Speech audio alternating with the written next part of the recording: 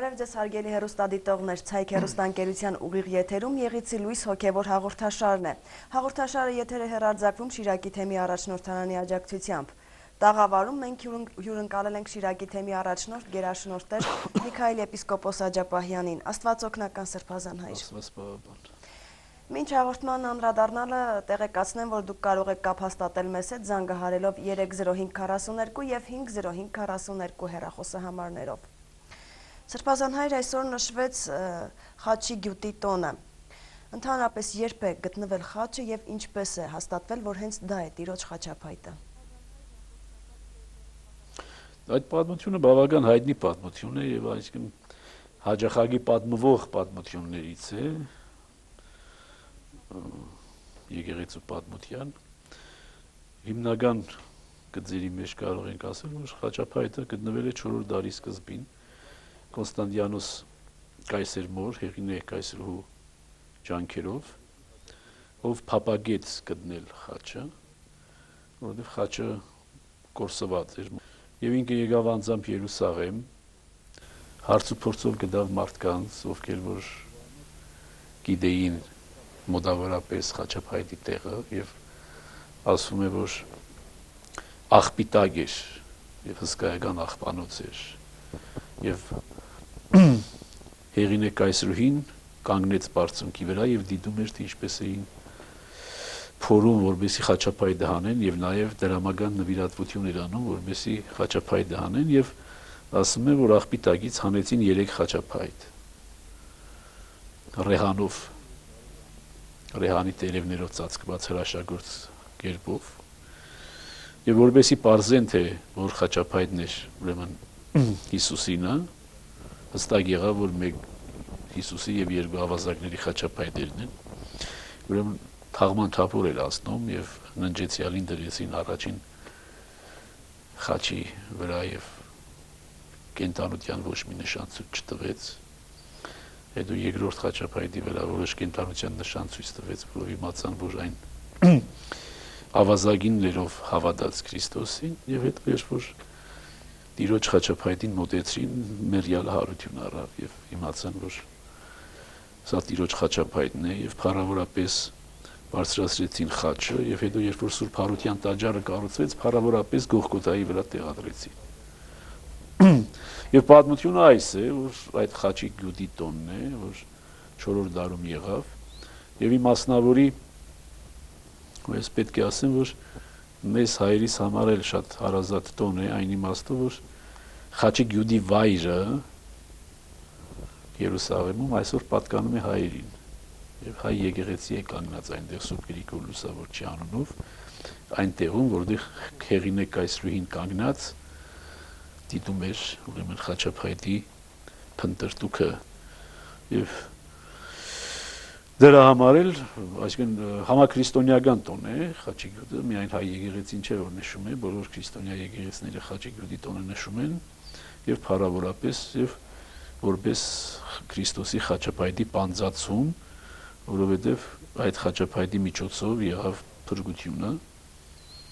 եւ այդ խաչի միջոցով բազում հրաշագործություններ եղան հետագայում։ Եվ այդ տոնն է։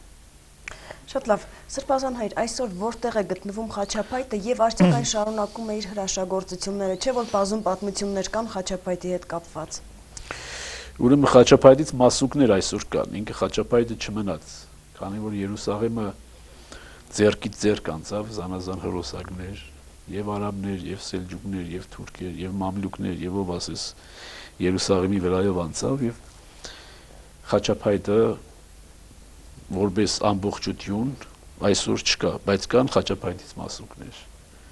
եւ հայ եկեղեցին նույնպես տիրապետում է խաչափայտից բազում մասուկների եւ նամանավանդ Էջմիածնում եւ նրանք այսօր շարունակում են իրենց հրաշագործ ներկայությունը եւ բազում հրաշքներ եղել են եւ շարունակում են լինել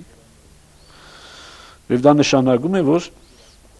խաչի զորությունը շարունակվում է, բայց խաչի զորություն տվողը ինքը խաչյալն է։ Ես այսօր իմ քարոզի մեջ էլ շեշտեցի այս բառական, որ երբեմն մեր ժողովուրդը մոռանում է եւ խաչի հետևում խաչյալին չի տեսնում։ Խաչը ինքնին զորություն ունի խաչյալի միջոցով։ այլապես ինքը պարզ խաչը կար նաև մինչև խաչյալ, բայց ոչ մի զորություն չուներ, բայց խաչյալն է, որ հարուցյալ տերն է, որ զորություն հաղորդեց խաչին, հետևաբար չի կարելի սահմանափակվել միայն խաչի պաշտամունքով, այլ խաչի պաշտամունքի հետևում պետք է լինի իրական խաչյալ եւ հարուցյալ տիրոջ պաշտամունք, եւ հարուցյալ տերը կարող է իր հրաշագործ զորությունը տարածել նաև խաչով կամ առանց խաչի, բայց մենք փառաբանում ենք խաչը, որովհետև այդ խաչով եղավ փրկությունը, բայց այդ փրկության ճանապարհը խաչով լինելով առաջնորդում է դեպի խաչյալ եւ հարուցյալ տերը։ Չի կարելի բավարարվել միայն ճանապարհով, այլ ճանապարհի նպատակակետը պետք է ունենալ, եւ նպատակակետը հարուցյալ տերն է։ Սրբազան հայր, այսօր ինչ խորհուրդ ունի խաչը մեզանում, խաչ կրելը ինչ խորհուրդ ունի։ Խաչ կրելը նշանակում է, որ մենք քրիստոնյա ենք։ Կամա թե ակամա, անվանական կամ ոչ անվանական, գիտակցաբար կամ անգիտակցաբար։ Խաչ կրելը նշանակում է, որ մենք ինչ որ մի մշակույթի կրող ենք նախ եւ առաջ, քրիստոնեական մշակույթի կրող ենք։ Երբեմն նաեւ այդ առանց այդ հավատքը ունենալու, այն ինչի մասին որ խոսեցի։ Ուրեմն խաչ կրելը լավ է, բայց ավելի լավ է խաչ կրել գիտակցաբար, հասկանալով, այդ խաչի զորության ապավինելով եւ այդ խաչի զորության հետևում խաչյալ տիրոջը տեսնելով։ Այլապես կդառնա զուտ մշակութային դրսևորում, այլ պատմական հիշողություն, քանի որ մեր ազգը եղել է քրիստոնյա, քանի որ սովորություն է եղել կախել խաչ, ուրեմն կախում ենք խաչ, եւ շատ հաճախ տեսել եմ նաեւ, նույնիսկ չմգրդված ազնվորությունների վզին խաչ է կախված։ Եվ դա նշանակում է միայն մշակութային, ոչ հավատք։ Ուրեմն դրա համար պետք է զանազանել մշակութային խաչապաշտությունը եւ կրոնական խաչապաշտությունը։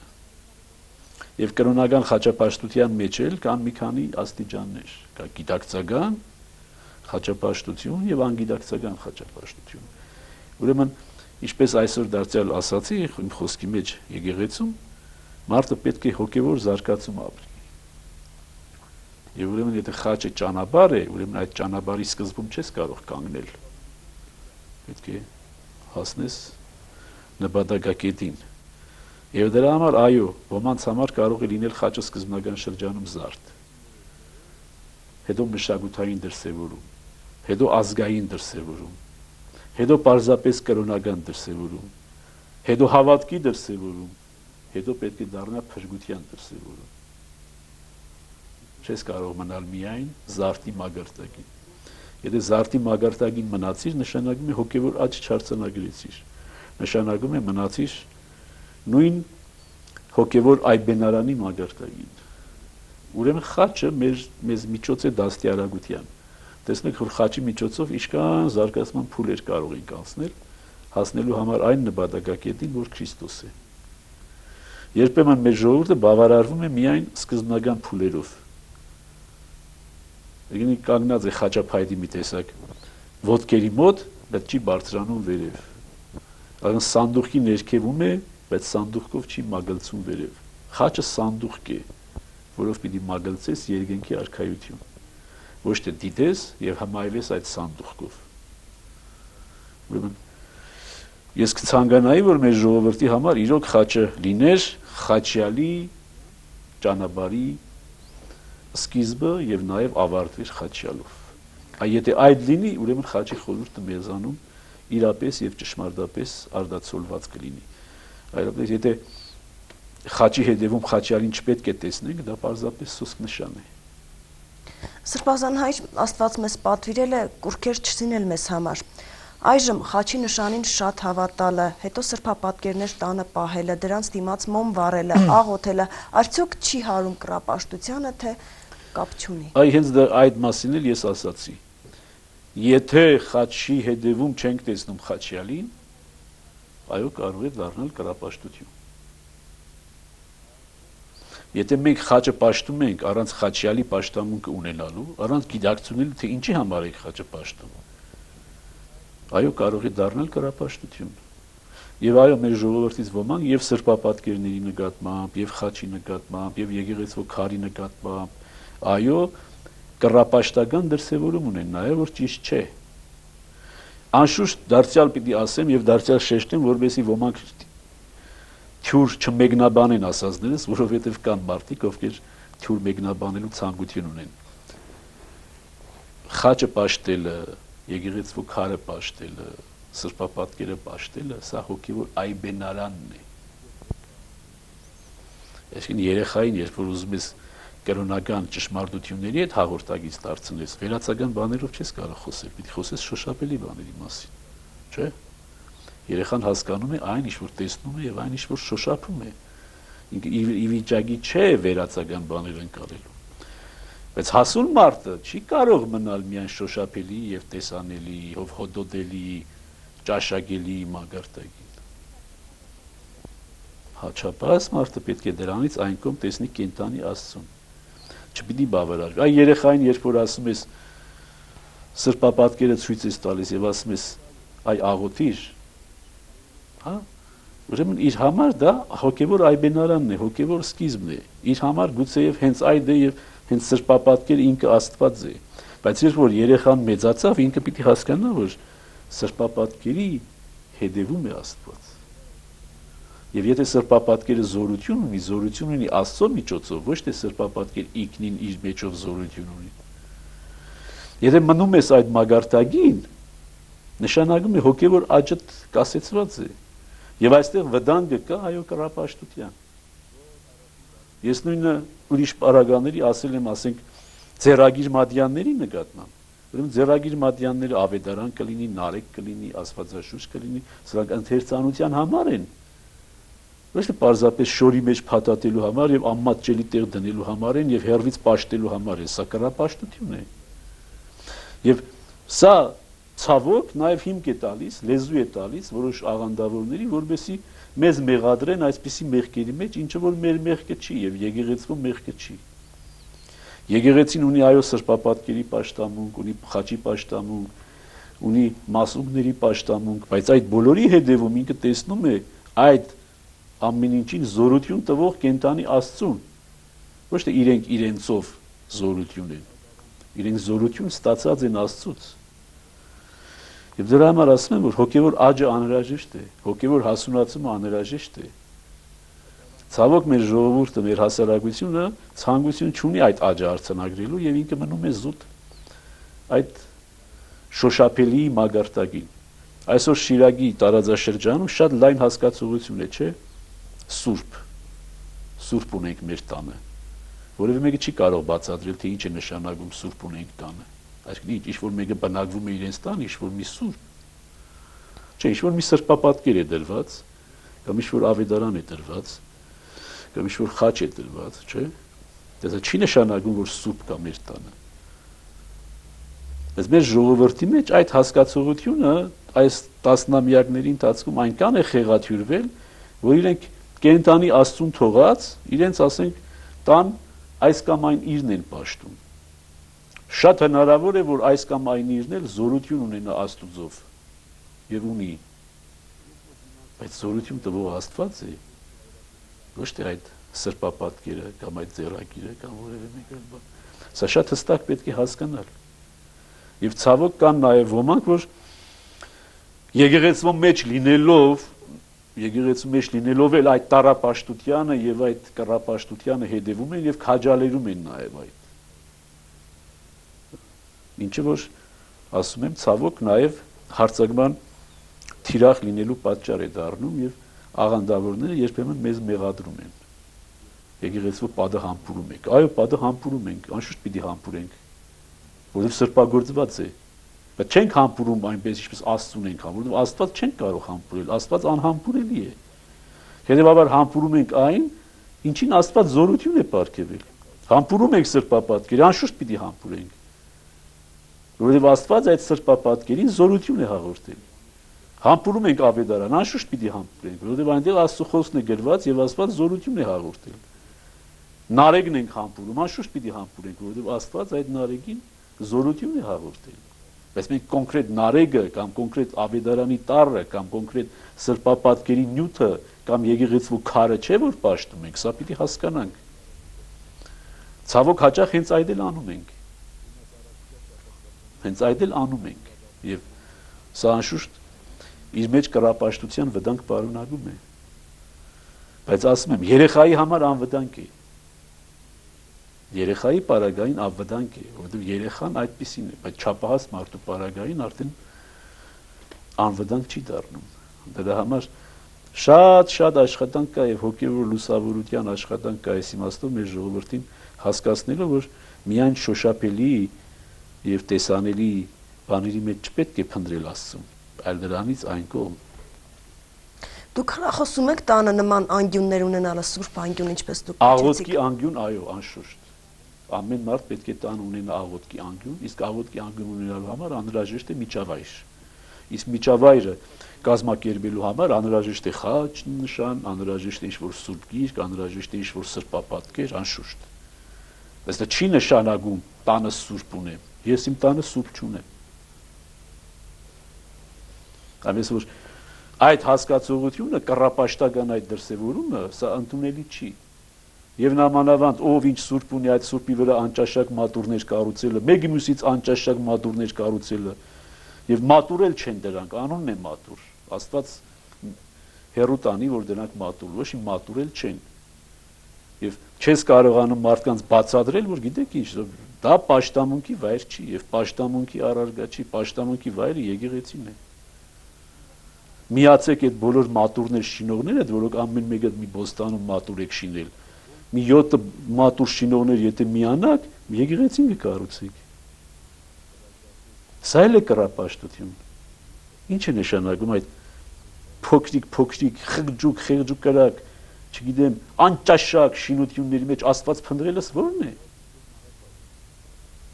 Դուք նման անճաշակ շինություն տեսել եք 19-րդ դարի կառույց, 18-րդ, 17-րդ եւ մինչեւ 4-րդ դար։ Տեսել եք։ Ինչպես կարող է հայ մարդու ճաշակը, հոգևոր ճաշակը այնքան անկում ադրած լինի, որ 20-րդ դարում ստեղծի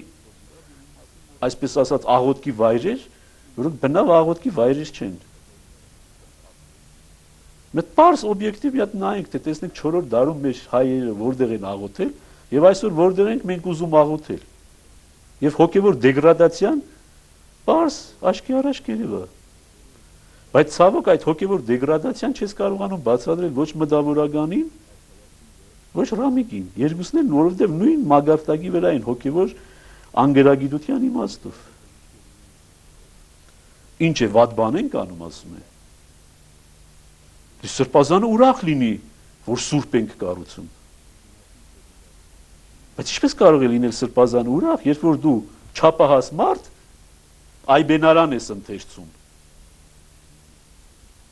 Դու արդեն չափահաս մարդ ես։ Որևէ մեկը եթե իր չափահաս զավակ այբենարան նստի սովորի, կուրախանա թե կտխրի։ Ողբերգություն է, չէ՞։ Եթե 20-ամյա երիտասարդը տեսնես, որ այբենարան է դեր սովորում հեգելով, կարդալ է սովորում, եւ 20 տարի շարունակ նույն այբենարանի մագարտակի վրա է, չի աճում։ Կուրախանաս թե կտխրես։ Կտխրես, չէ՞։ Ուրեմն ինչպես կարող է սրբազան ուրախանալ, երբ որ տեսնում չափահաս մարդը հոգևոր այբենարանի մագարտակի վրա է։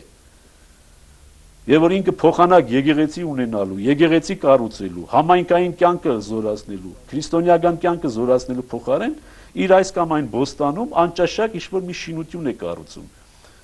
Ինչպես կարող է ուրախանալ։ Ինչ կա այստեղ ուրախանալու։ Ինչ կա ցնծալու։ Երբ որ որևէ մի գյուղ մտնում ես եւ եկեղեցին ավերված է, կիսավեր է եւ ամեն մի բոստանում մի հատ սուրբ կա։ Ինչ կա այստեղ ուրախ։ Այստեղ որտեղ է քրիստոնեությունը։ Քրիստոնեությունը համայնքային կյանք է։ Ուրեմն քրիստոնեությունը պետք է հավաքվես եկեղեցում սուրբ հաղորդության բաժակի շուրջ, որպեսզի քրիստոնեությունը արդահայտես, առանց պատարակի, առանց սուրբ հաղորդության բաժակի, ինչ քրիստոնեություն։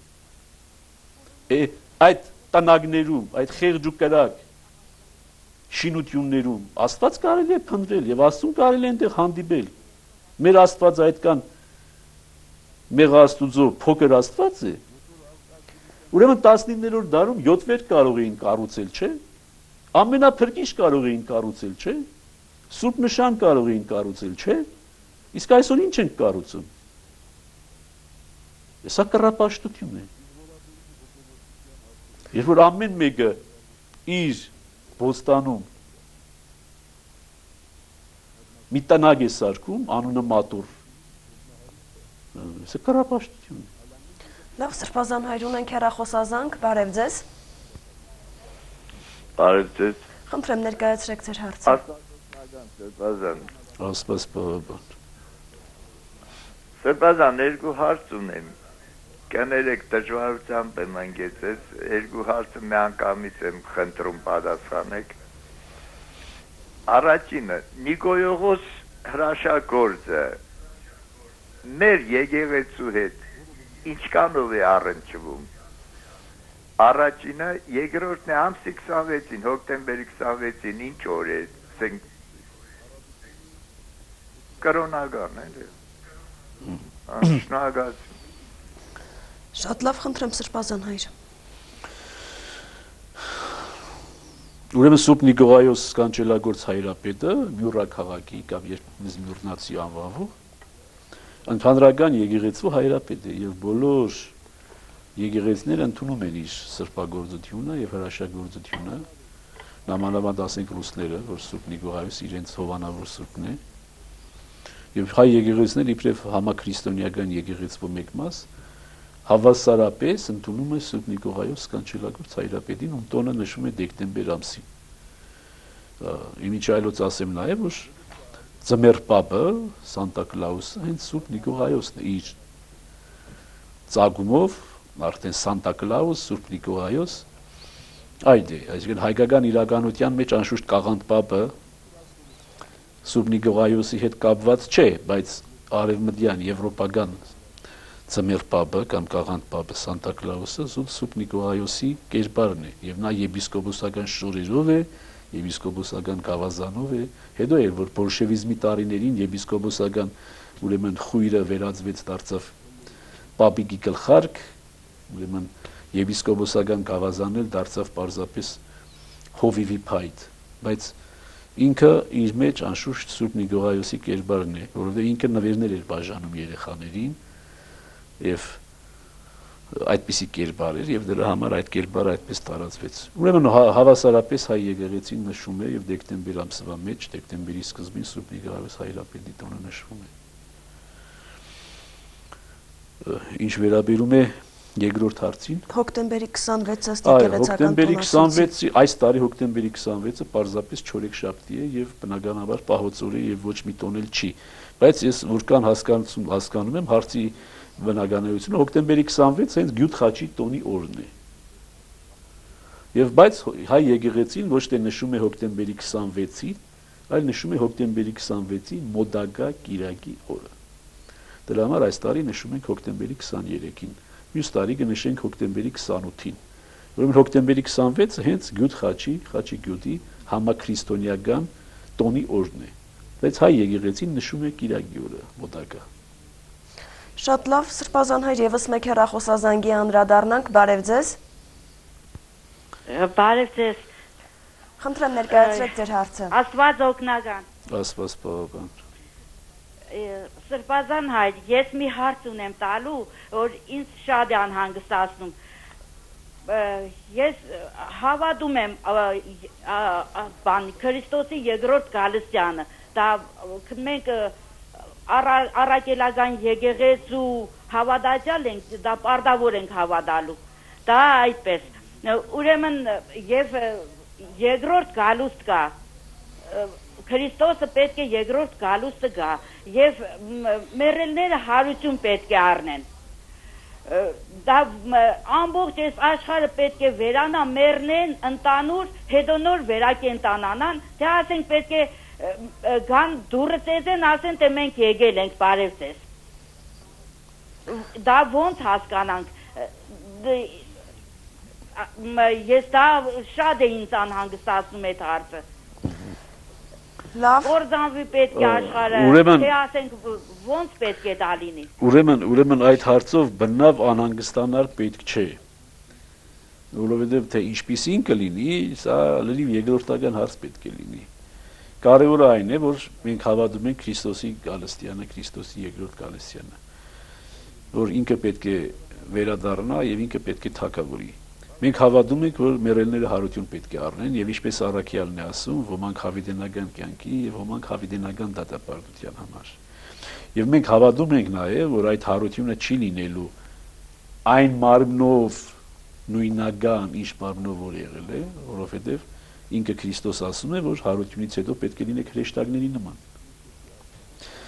Եվ ինքը հարությունից հետո գիտենք ավետարանից, որ հարությունից հետո ինքը թեև նույն մարմնով հարություն առավ, բայց այդ նույն մարմինը փառավորյալ մարմին լինելով, բնականաբար այլ մարմին էր, փառավորյալ մարմին էր, եւ դրա համար դուռը եւ պատուհանները փակ հայտնվեց աշակերտների մեջ։ Դուռը չբացեց, մտավ Քրիստոս հարությունից հետո եւ ուղղակի հայտնվեց եւ ասեց շոշափեք, տեսեք, որ ես նույնն եմ, բայց նույնը լինելով նաեւ տարբեր էր ուրեմն։ Հետևաբար մենք կարևոր իրականություններին պիտի հավատանք։ Այն, որ մենք հավատում ենք Քրիստոսի երկրորդ գալստյան եւ այն, որ մենք հավատում ենք հարության։ Եվ այն, որ մենք այդ հարությունը պետք է վաստակենք, այսինքն հավիտենական կյանքի համար հարություն, այլապես կարող ենք վաստակել հավիտենական դատապարտության համար հարությունը։ Իսկ մնացյալը թե դա ինչ կերպով կլինի, ինչ ձևով կլինի, սա պիտի այդքան էլ չմտահոգի եւ այդքան էլ չպիտի մենք մտասևեռվենք այդ երևույթի վրա, թե ինչպես պետք է լինի։ Եվ ապոկալիպտիկ գրականությունը, վաղճանաբանական գրականությունը լի այդ բանը, որ այո, փողը պիտի հնչի եւ բոլոր մեռյանները պիտի հարություն առնեն եւ պիտի հագնեն այն մարմինները, որոնցով հեռացան, բայց պետք է ունենան չափի հասակի ուրեմն մարմիններ, բայց այդ մարմինները բնականաբար պետք է լինեն ոչ այն նույնը, ինչ որ էին սահմանափակ կարողությունները ոչ տված։ Եվ այս իմաստով է, որ պետք է քրիստոնյան մոտենա, եւ ես ինչի մասին որ միշտ ասել եմ, եւ քրիստոնյան ոչ թե պիտի մտածի երբ պիտի լինի դա, այլ պիտի միշտ պատրաստ լինի դրան։ Ամեն օր, ամեն ժամ, ամեն վայրկյան պետք է պատրաստ լինի Քրիստոսի երկրորդ գալստյանը։ Եվ այո, ինչպես հարցի մեջ որոշ նրբերանգ կար, իսկ անշուշտ ոմանք պետք է այդ ժամանակ ողջ լինեն դեռ։ Ննջեցյալները պիտի հարություն առնեն, իսկ ողջերը նույնպես մի մասը պիտի կանգնի հավիտենական կյանք ժառանգելու համար, իսկ մի մասը հավիտենական դատապարտություն ժառանգելու համար։ Սրբազան հայր, վերջին շրջանում շատ են տարածվել խոսակցություններ, որ աշխարհի վերջը մոտ է կամ նմանատիպ այլ բաներ, ինչն է հիմք տալիս նման խոսակցություններ տարածելուն։ Մարդկությունը իր ստեղծման օրվանից աշխարհի վերջին հավատում է, որովհետև գիտի, որ վերջի վերջո ինքը իր չարությամբ այնքան է ապականել աշխարհը, որ կարծես թե գնալով մոտենում ենք երկրի վախճանին, եւ բնականաբար մոտենում ենք երկրի վախճանին, հեռանալ չենք կարող։ Ինչպես մարդը ծնվում է եւ ծնված օրվանից վազում է դեպի գերեզման, ամեն օրով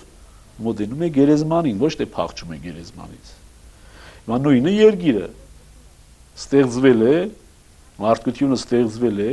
եւ բնականաբար իր ստեղծման օրվանից վազում է դեպի ավարտ։ Եվ բնականաբար ինչքան պատմությունը շարունակվում է, այնքան կրճատվում է տարածությունը վախճանի եւ ներգայի միջև, բայց չգիտենք մենք այդ տարածության սահմանը եւ պետք է չի որ իմանանք եւ դրա համար 1000 տարի առաջ էլ մարդկությունը ասում էր որ աշխարհը վախճանին մոտ է 1000 տարի հետո էլ ասում ենք որ աշխարհը վախճանին այո մոտ է գնալով մոտենում է բայց այդ մոտ կոչվածը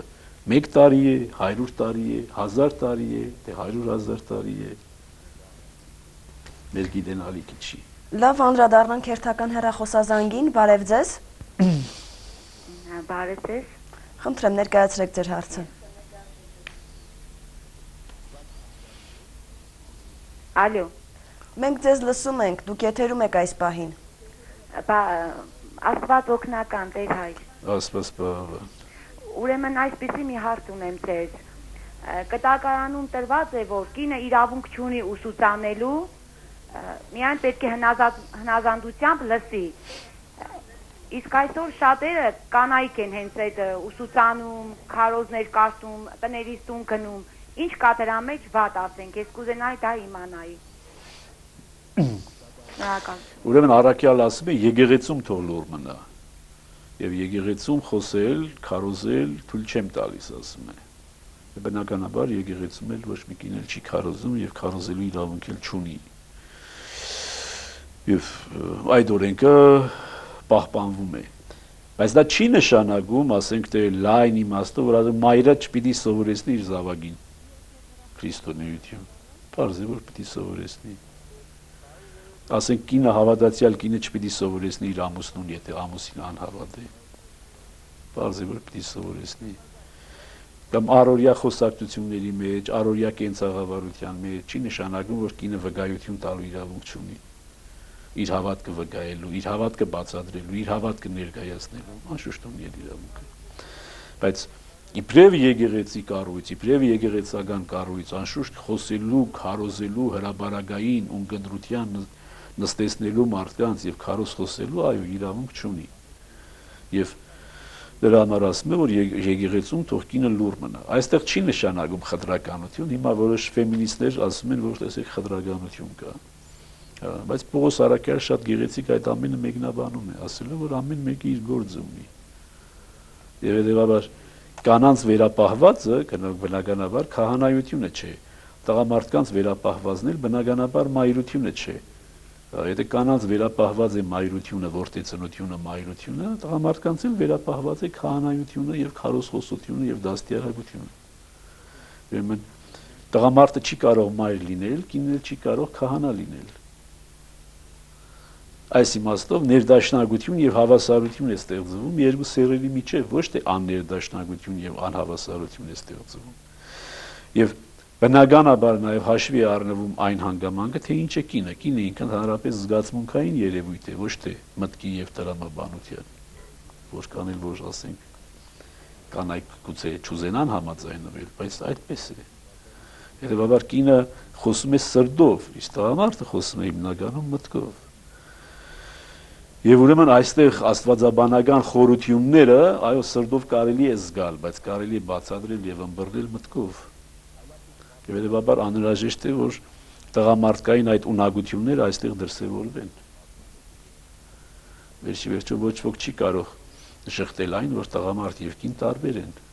որ կանել որ նույն, նման, բայց տարբեր են։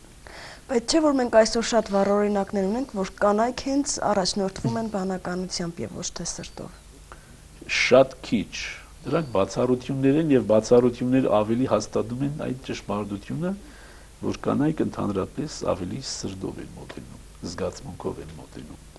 ոչ թե տրամաբան։ Տղամարդկանց մեջ էլ կա, որոնք սրտով են մոտենում, զգացմունքով են մոտենում, բայց դրանք էլ տղամարդկանց մեջ են բացառություն։ Ամենից որ ամեն մեկը պիտի զբաղվի իր գործով։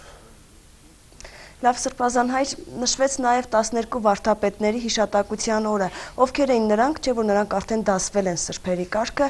եւ որն էր նրանց գործունեության կարևորագույն առանցքը։ Դե 12 տիեզերական վարդապետներն են, որոնց հայ եկեղեցին ընդունում է իբրև հիմքը քրիստոնեական վարդապետության, ոսկե տիեզերական վարդապետների մասին է, ոչ թե հայ, որովհետեւ նաև հայ վարդապետների մեկ տոն ունենք, ինչպես թարգմանչած տոնը կամ տաթևացու, որոտնեցու եւ ոզնեցու տոները, բայց դրանից դուրս համաքրիստոնեական, ուրեմն տիեզերական վարդապետների տոն ունենք, 12 վարդապետների, որոնցից 11-ը հույն են եւ մեկը ասորի է։ Եվ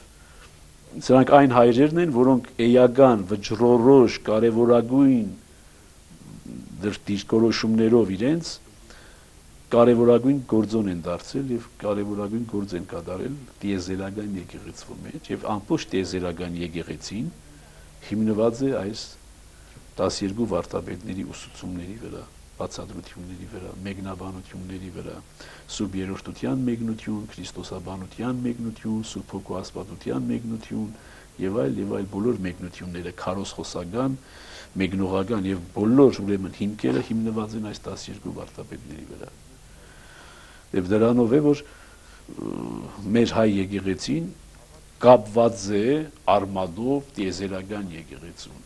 Ինքը առանձին ինչ-որ մի կորած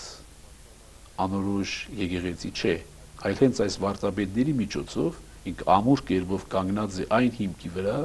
որը ավետարանական է որը առաքելական է եւ որը եկեղեցու հայրերի վրա հիմնված է։ Դավանաբանական բոլոր էական եւ կարեւորագույն հարցերում այս 12 վարդապետների հետ համաձայնելով հայ եկեղեցին կարողացել է պահել իր տիեզերական